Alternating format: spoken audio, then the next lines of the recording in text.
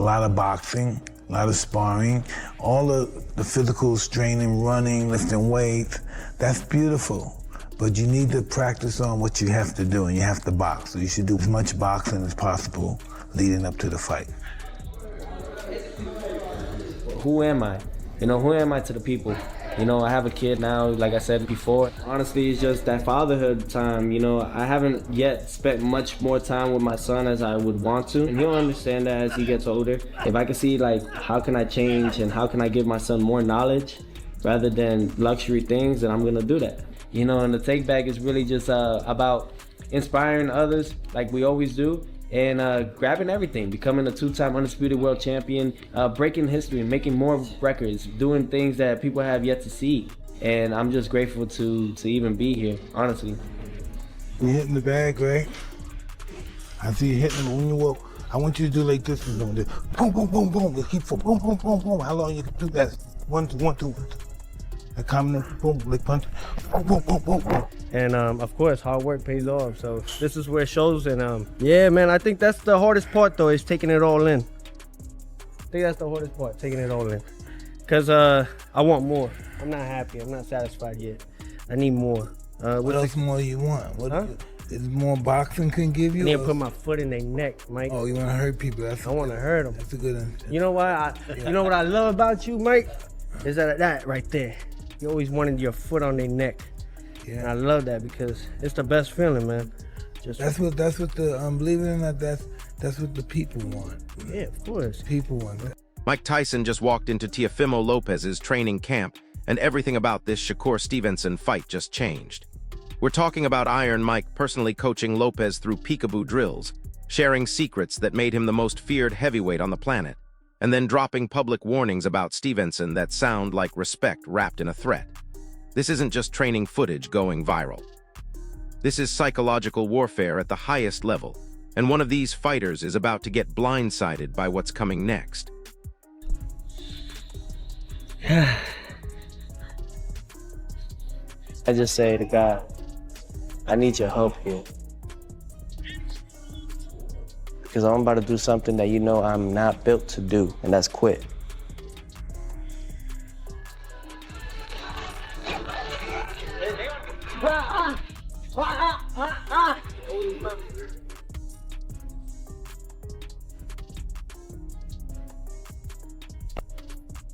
Look, when that footage first hit social media, you could feel the entire boxing landscape shift.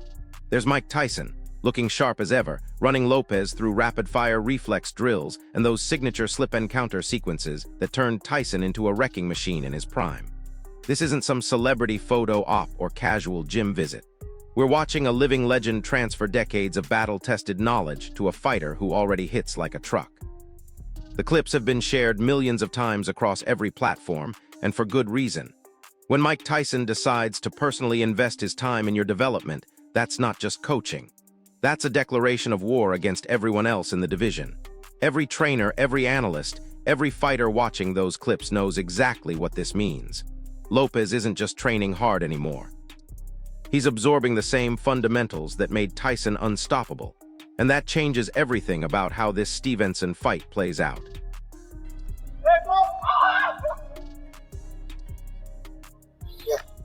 But here's where it gets absolutely wild. After those intense training sessions, Tyson started talking publicly about Shakur Stevenson, and his comments hit like a perfectly timed uppercut.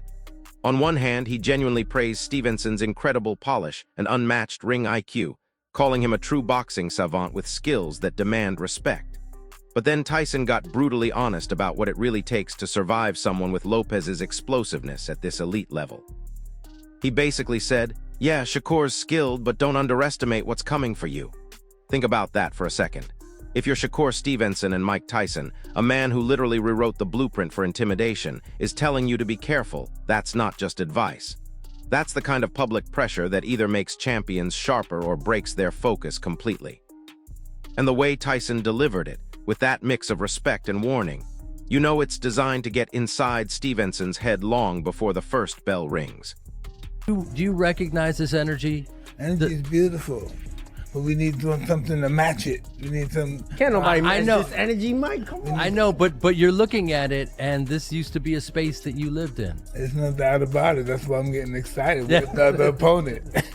Mike's just an instigator at this point. He just wants an instigator. I love it.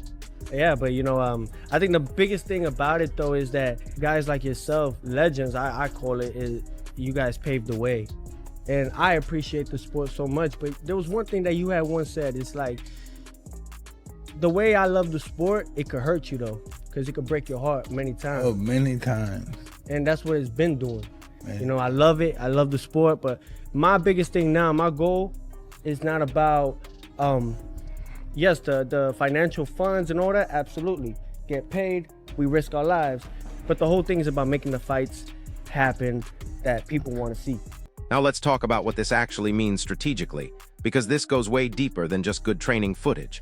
When Mike Tyson takes time out of his schedule to personally teach a young fighter like Lopez, it fundamentally shifts the entire narrative around this fight. First, it sends an unmistakable message to everyone watching. Lopez isn't just diligently preparing. He's absorbing old-school craft that's been battle-tested at the absolute highest levels.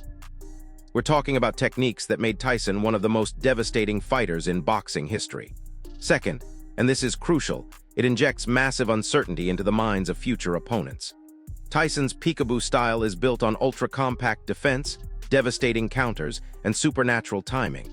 Now imagine that foundational knowledge being drilled into a fighter who already possesses knockout power in both hands. It's a nightmare scenario for any opponent who relies on maintaining distance and picking shots from the outside. The Lopez who emerges from those sessions with Tyson is not the same Lopez who walked in, and every fighter in the division knows it.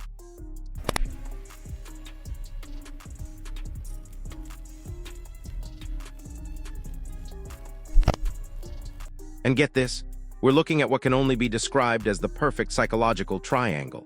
You have Stevenson, the slick defensive maestro known for his untouchable evasiveness and surgical precision. Then there's Lopez, the explosive puncher whose confidence and power can end fights in an instant. And now you add Mike Tyson, the ultimate wild card, quietly upgrading Lopez's entire arsenal while simultaneously planting seeds of doubt about Stevenson's chances. Tyson's comments accomplish two things at once. They validate Stevenson's elite-level skill while subtly hinting that Lopez might approach their fight in a completely different way than anyone expects. That's psychological warfare at its finest. Because in high-stakes fights like this, momentum and belief often hinge on what fighters truly think about each other long before they step in the ring.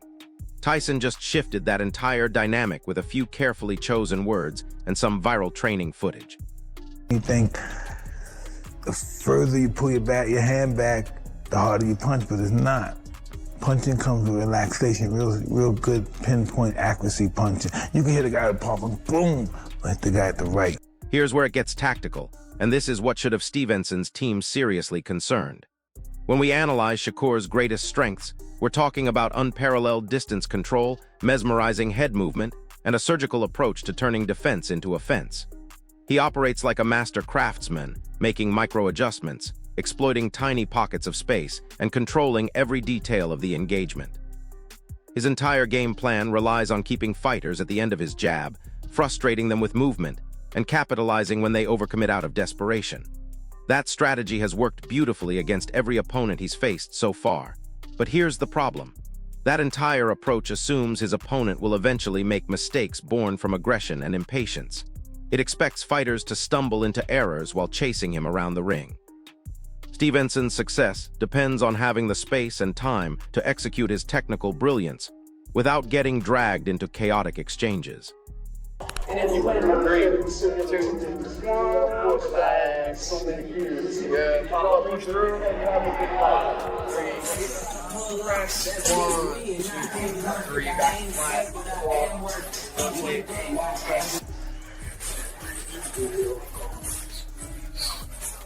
yes, sir. Yes. Last 3. You know what's that? But now picture Lopez equipped with significantly tighter head movement and compact, venomous counters straight from the Tyson playbook. Suddenly, Stevenson might not be able to command all that free space he desperately needs. The peekaboo style isn't about looking pretty in the ring. It's about making brutal effectiveness incredibly efficient. We're talking about a compact guard, educated bobbing and weaving, and devastating counter timing that closes distance while minimizing risk. If Lopez absorbs even a fraction of that technique, he could drastically reduce the gap against an elusive opponent while staying protected. And let me tell you, that becomes a massive problem for anyone hoping to keep the fight at a comfortable distance. Stevenson's typical game plan involves using superior range, popping sharp jabs, and systematically frustrating opponents until they make crucial mistakes. But what happens when Lopez doesn't overcommit? What happens when he slips those jabs and fires back with compact power shots? That's when Stevenson gets forced into the kind of close-quarters battles he'd much rather avoid. Ring before, he knows the in and out about fighting, and it's just that we had to transfer that because he's using his legs and elbows and everything, grabbing. So we kind of, I don't know, did a new foundation and made him more elusive. You know, made him more elusive.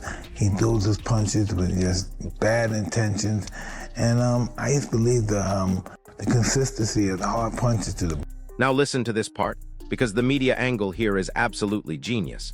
Mike Tyson making cautionary comments about a rising star like Shakur Stevenson is a masterstroke that instantly generates headlines across every boxing platform. Iron Mike warns young champion becomes the kind of story that fuels frenzy among fans, analysts, and most importantly, the fighters themselves. This isn't necessarily malicious. It's boxing at its most strategic, where veterans with legendary status lean into younger fighters because, let's be honest, it sells fights and creates compelling narratives. But beyond the commercial aspect, it serves a deeper psychological purpose. It forces these young fighters to be sharper, more focused, and better prepared than they might have been otherwise. If Stevenson sees these comments reverberating across social media, he has two choices. He can use that external pressure as fuel to sharpen his resolve and add extra layers to his preparation. Or he can react emotionally and let it derail his focus. History shows us that true champions invariably transform doubt into motivation, turning perceived slights into extra training sessions and more detailed game plans.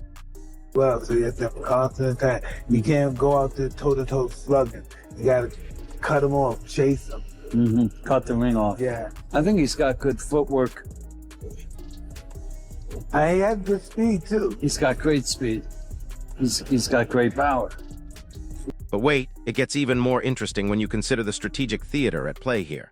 Could Mike Tyson's entire involvement be a carefully orchestrated piece of psychological warfare designed to plant seeds of uncertainty in Stevenson's mind?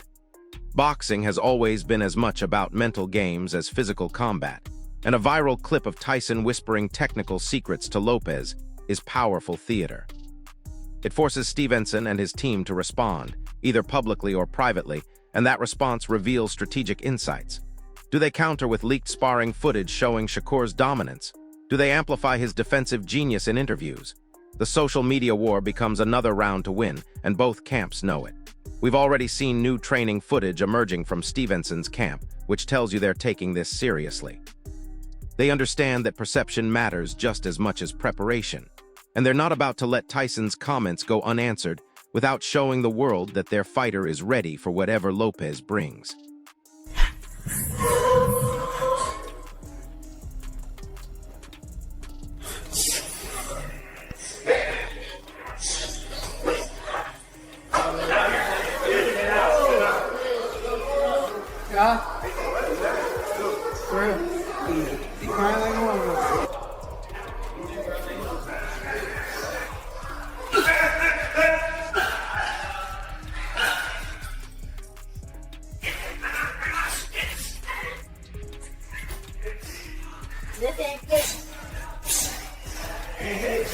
Cool.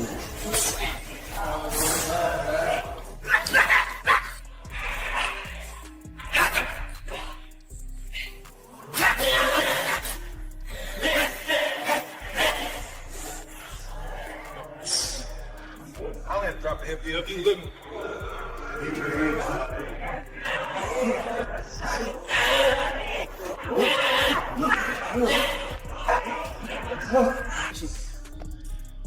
Hold up, though, because none of this psychological maneuvering erases Stevenson's undeniable strengths, and that's what makes this fight so compelling. The kid's resume is packed with elite-level movement, impeccable timing, and supernatural calm under the most intense pressure. He's systematically dismantled top opponents by masterfully outboxing them, and he has a shrewd team that knows how to construct flawless game plans around his unique abilities. Tyson's comments shouldn't be interpreted as a forecast of doom for Stevenson. They're more like a siren, a reminder to take absolutely nothing for granted and respect the threat in front of him. When a legend like Tyson tells you to be cautious, he's essentially doing what any great coach would do, emphasizing the need to be completely prepared and focused. Champions thrive on that kind of reminder. They convert external doubt into unwavering discipline and meticulous preparation. From everything we're seeing, that's exactly what Shakur appears to be doing, using Tyson's words as motivation rather than intimidation.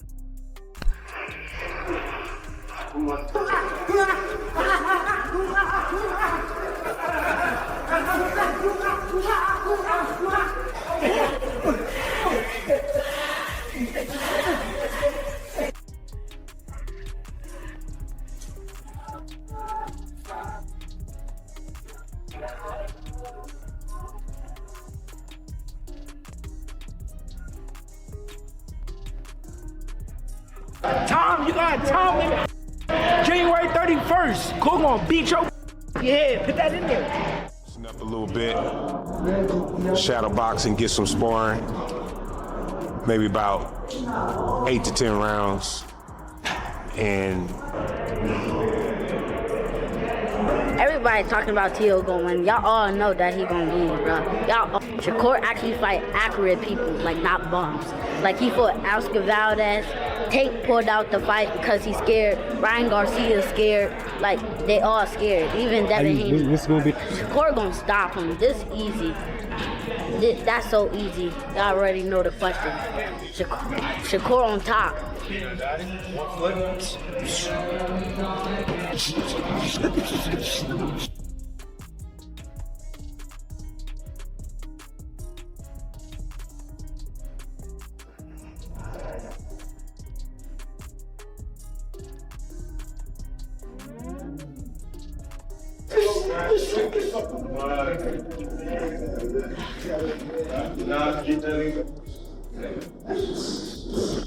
that was a good fucking job.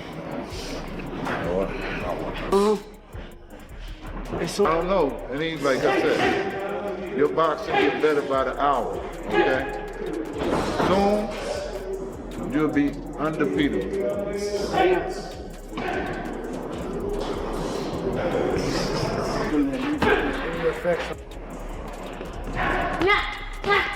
Niggas will all be just sitting back. Like, you saw him waiting though, right? He was waiting for me to come in. I felt it. Here's the kicker, though. The real story unfolding here isn't just about fight predictions or technical breakdowns. We're witnessing pure boxing theater at its finest, where a legendary figure mentors a surging contender while publicly sizing up a stylistic wizard. It's old-school boxing drama where the past meets the present, where raw power clashes with refined technique, and where the media circus amplifies every moment for maximum impact. This is what makes the sport so captivating beyond just the fights themselves. You get layers of human drama, strategic positioning, and psychological warfare all building toward one explosive night. Mike Tyson's involvement has already added fascinating dimensions to this matchup, creating storylines that extend far beyond what happens in the ring. Whether his coaching proves impactful or fades into background noise, the build-up itself has become part of boxing folklore. And honestly, that's what makes this sport so much more compelling than just two athletes competing. Works hand in hand. It flows like water, as Bruce Lee says. And let me tell you, Tyson Fury said it doesn't matter if he has Muhammad Ali, Bruce Lee, and Mike Tyson training him. The fact of the matter is, all of those three combined are a novelty of the cuss style, of a boxing style that Mike knows like the back of his hand. Now here's what you need to watch for when this fight actually happens, because the early moments will tell us everything about whether Tyson's influence was real or just hype. First, pay close attention to how Lopez moves after those intensive training sessions. Look for tighter defense, less wild exposure, and more compact entries into striking range. If you see him slipping punches with better head movement and countering with precise timing, you'll know Tyson's lessons took hold. Second, observe whether Stevenson's famously choreographed footwork gets compromised at all. Does Lopez manage to close distance more effectively, or does Shakur create even smarter angles to maintain control? The chess match between Lopez's improved pressure and Stevenson's evasive mastery will determine the entire flow of the fight. Third, and this might be most important, listen for the mental game at play. How do both fighters respond when the pressure builds and the big moments arrive? Those first few exchanges will reveal whether the psychological warfare had any real impact, or if both fighters can block out the noise and execute their game plans. How is this the right fight for you, Teo? The best fighting the best. And I think that since, after a tremendous performance by Crawford against Canelo, you see that type of fight and the magnitude it brings, you want to emulate it. You could have fought anybody as well. 135, look for unification. For you, why was this the right one? If you look in and around my weight class, I can't get the other big fighters to get in the ring. So you got to go to somebody who's willing to do it, and he was willing to do it, so now we're here. What do you think of Shakur, his style? Great fighter. Good fighter. He knows how to fight. He knows how to box inside, outside. He knows how to use his lateral movement. So I think that all those things I need in order to enhance my skill sets and also to challenge myself, because we can't say we are the best if we don't see it or look for it or even go out there and test it. You've been critical of him, though, over recent months. I think you said he had the power of a 6-year-old at one point on social media. You did, yeah. You had a lot of tweets over that. I don't even remember. Dang. I don't even know what I'd be doing. But you seem to believe that 140 may be a bridge too far for him, a step too far for him. Shakur was honestly the most flawless from 123 all the way down to 114. Since then, he's had his shares of victories. I think 135 was his top tier. 140, I think we just gotta wait and see. You know what I mean? And for him to even... And those opening exchanges will absolutely tell the tale of whether Mike Tyson's input shows up when it matters most. If Lopez comes out with visibly improved defense and more calculated aggression, that becomes the headline everyone will be analyzing for weeks afterward. But let's take a reality check here, because viral clips don't win fights, legendary reputations don't win fights, and psychological games only matter if they translate to actual performance. Tyson's presence adds incredible flavor to this storyline, but it's not destiny. What truly matters is whether Lopez effectively absorbed and integrated those lessons into his fighting style. What matters is whether Stevenson's team, fully aware of the mental warfare, adjusted their strategy accordingly. And ultimately, what matters most is whether the fight night execution aligns with months of meticulous preparation. That's the raw beauty of boxing. All the talk, all the hype, all the speculation becomes background noise the moment that first bell rings and two fighters forge their own story through skill, will, and determination. I was already going up to the 40s. I was already at 40. Yeah, for sure. So you see that 10-pound gap. I was thinking I was probably going to move up to 47. Okay, seeing me, you think I'm smaller in person, or like, what do you think? I know nothing. Okay. I know nothing, man. I think that was your angle with Lomachenko. Like, I felt like you knew how little Lomachenko was, and you kind of capitalized off of that. Heck no, that man was a lot to deal. So there you have it. Mike Tyson personally coaching Teofimo Lopez while dropping public warnings about Shakur Stevenson has created the perfect storm of technical intrigue and psychological drama. This isn't just about one legend mentoring a contender. It's about how external influences, media narratives, and strategic theater can shape the entire landscape around a major fight. Whether Tyson's involvement proves decisive or simply adds compelling context, we're already witnessing boxing at its most fascinating level. The build-up has delivered everything fans could want: elite-level preparation, mind games between camps, and enough uncertainty to make the actual fight completely unpredictable. Who wins when these two finally collide? That's the equation only the bell can solve once the punches start flying. But I'll tell you this much: the story we've gotten so far is already a knockout, and fight night is going to be absolutely electric. What do you think? Does Tyson's coaching give Lopez the edge he needs to solve Stevenson's defensive puzzle, Or is Shakur too polished to be rattled by psychological warfare? Drop your predictions in the comments. Smash that like button if this breakdown opened your eyes to what's really happening behind the scenes. And subscribe for more deep dives into the stories that make boxing the greatest sport on earth. But hold on, because there's another layer to this entire situation that nobody's talking about, and it might be the most important piece of the puzzle. While everyone's focused on Tyson coaching Lopez and making public statements about Stevenson, we're missing the bigger chess move happening behind the scenes. This isn't just about one fight or one training camp. Mike Tyson is strategically positioning himself as the ultimate kingmaker in modern boxing, and his involvement with Lopez could signal a complete shift in how legendary fighters influence the current generation.